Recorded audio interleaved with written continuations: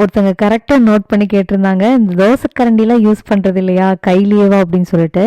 தோசை கரண்டி யூஸ் பண்ணும்போது வழுக்கிட்டு போகிற மாதிரி ஏதோ ஒரு grip-ஏ இல்லைங்க. இந்த சப்பாத்தி இந்த மாதிரி டோஸ்ட் பிரெட் எல்லாம் பண்ணும்போது மேக்ஸிமம் வந்து பார்த்திங்கன்னா கை யூஸ் பண்ணுறது பார்த்தீங்களா, கரண்டி யூஸ் பண்ணால் கொஞ்சம் டிஃபிகல்ட்டாக இருக்குங்க.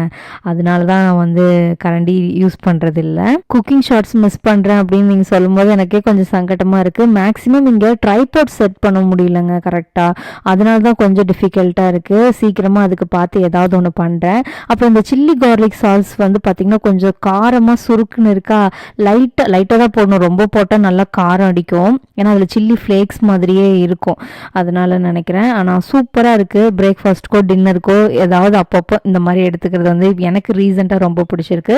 மத்தியானம் எனக்குன்னு ஸ்பெஷலாக ரைஸ்லாம் பண்ணல, தோட்டத்தில் கொஞ்சம் வேலை இருந்தது, அதை பண்ணிட்டு வந்ததுனால வீட்டில் இந்த ஒயிட் ரைஸே சாப்பிட்டுட்டு நல்ல மீன் வந்து பார்த்திங்கன்னா வாவலில் சின்ன மீனுன்னு சொன்னாங்க, என்னன்னு தெரியல. ஃப்ரை வந்து சால மீனில் பண்ணியிருந்தாங்க. இதுதான் லஞ்சு. இந்த மாதிரி சிம்பிள் ஹோம் குக்டு ஃபுட்ஸ் பார்க்குறதுக்கு மறக்காமல் நம்ம சேனலை சப்ஸ்கிரைப் பண்ணிடுங்க. தேங்க்யூ.